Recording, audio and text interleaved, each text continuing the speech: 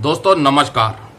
पता चल गया कि वन रैंक वन पेंशन 3 का एरियर का जो भुगतान है वो कब तक हो पाएगा। जी हां दोस्तों, 31 मार्च 2025 तक। क्यों कह रहे हैं इसके ऊपर विस्तार से बताऊंगा, क्या संकेत आए हैं और किस तरीके से हम ये अनुमान लगा रहे हैं। और दूसरा, अगले पे रिवीजन में चाहे वो 8वें वेतन आयोग के माध्यम से हो या किसी दूसरे फॉर्मूले के तहत नहीं होगा 2.57 का फिटमेंट फैक्टर। इस दोनों विषय पर चर्चा करेंगे। शुरुआत करें उससे पहले चैनल पर दोस्तों नए हैं तो सब्सक्राइब कर लीजिए, नोटिफिकेशन को ऑल पर क्लिक कर लीजिए ताकि जब भी कोई ऐसी वीडियो डाले वो वीडियो आपके पास नोटिफिकेशन के जरिए पहुंच जाए। तो हम बात कर रहे थे पूर्व सैनिकों को वन रैंक वन पेंशन 3 का जो एरियर है वो 31 मार्च 2025 तक मिल जाएगा। आखिरकार इतना लंबा वक्त क्यों लगेगा, उसका क्या कारण है।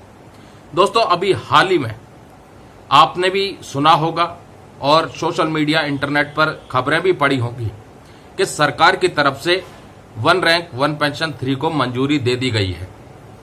और ये जो मामला है ये संसद से निकल के सामने आया, क्योंकि संसदीय कार्रवाई के दौरान वन रैंक वन पेंशन के भुगतान को लेकर के जब सवाल किया गया तो सरकार की तरफ से जवाब दिया गया कि OROP 3 के तहत पूर्व सैनिकों की पेंशन का रिवीजन 1 जुलाई 2024 से करने को मंजूरी मिल गई है। लेकिन उसके बाद की जो लाइन थी, उस जवाब में जो लिखित लाइन थी, उस लाइन से हम पूरी तरह से अनुमान लगा रहे हैं कि 31 मार्च 2025 तक भुगतान OROP 3 के एरियर का हो जाएगा। क्योंकि उस लाइन में ये लिखा था कि ये जो एरियर बनेगा उस एरियर का भुगतान एक वित्तीय वर्ष के अंदर कर दिया जाएगा। यानी एक वित्तीय वर्ष को लेके चले तो करंट फाइनेंशियल ईयर को अगर हम लेके चलें, अब फाइनेंशियल ईयर की शुरुआत कहां से होती है, 1 अप्रैल 2024 से 31 मार्च 2025 तक ये करंट फाइनेंशियल ईयर है। और सरकार की तरफ से एक वित्तीय वर्ष कहना यानी 31 मार्च 2025 को वित्तीय वर्ष पूरा हो जाएगा और 31 मार्च 2025 तक पूर्व सैनिकों का OROP 3 का एरियर का भुगतान हो जाएगा। अब ये डिपेंड करता है कि सरकार उससे पहले भी कर सकती है या उस तारीख तक भी कर सकती है। ये बिल्कुल साफ है, जो जवाब आया है उसके मुताबिक हम बता रहे हैं।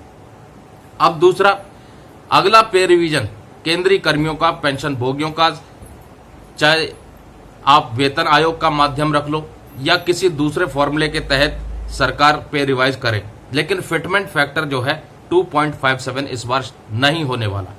क्योंकि 2.57 फिटमेंट फैक्टर अगर सरकार ने केंद्रीय कर्मियों के लिए निश्चित कर दिया तो सैलरी आसमान पर पहुंच जाएगी। अभी जिनकी बेसिक पे मान लीजिए 30,000 रुपए है तो उनकी तो 90,000 के आसपास आ जाएगी। तो संभव ही नहीं है कि फिटमेंट फैक्टर का इस्तेमाल इस बार 2.57 का हो। इसलिए यह भी संभव नहीं है कि फिटमेंट फैक्टर का इस्तेमाल होगा भी या नहीं होगा, क्योंकि अगर 2 गुना भी फिटमेंट फैक्टर दिया तो 60,000 रुपए बेसिक पे पहुंच जाएगी। और उसके बाद कई तरह के अलाउंसेस होते हैं, महंगाई भत्ता। तो इतनी सैलरी अगर कर्मचारियों की बढ़ गई तो आम जनता के ऊपर एक भारी वित्तीय बोझ आ जाएगा।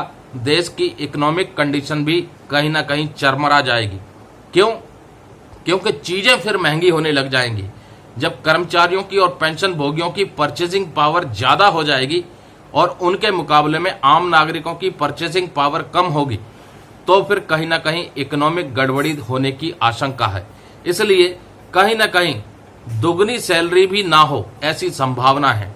और हमारा जो अनुमान है वो यही है कि 10 से 15,000 के आसपास सैलरी में बढ़ोतरी हो सकती है, पेंशन में बढ़ोतरी हो सकती है, ये अनुमान है। लेकिन दुगनी हो जाए ऐसी संभावनाएं बहुत कम है, क्योंकि सरकार का ऑलरेडी राजकोषीय घाटा चल रहा है, जिसके चलते सरकार समर्थ नहीं है कि 18 महीने के महंगाई भत्ते और महंगाई राहत के एरियर का जो बकाया है कोरोना काल के दौरान का रुका हुआ, उसका भुगतान कर सके। ऐसे में दुगनी और 3 गुनी सैलरी कहां से होगी, कहां से इतनी पेंशन देगी।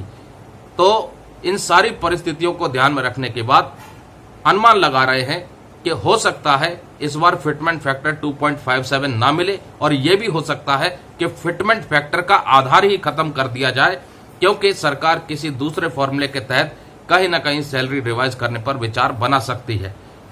और ये अनुमान हम क्यों लगा रहे हैं, क्योंकि सरकार की तरफ से साफ तौर पर कह दिया गया है कि 8वें वेतन आयोग के प्रस्ताव का कोई भी ऐसा प्रस्ताव विचाराधीन नहीं है।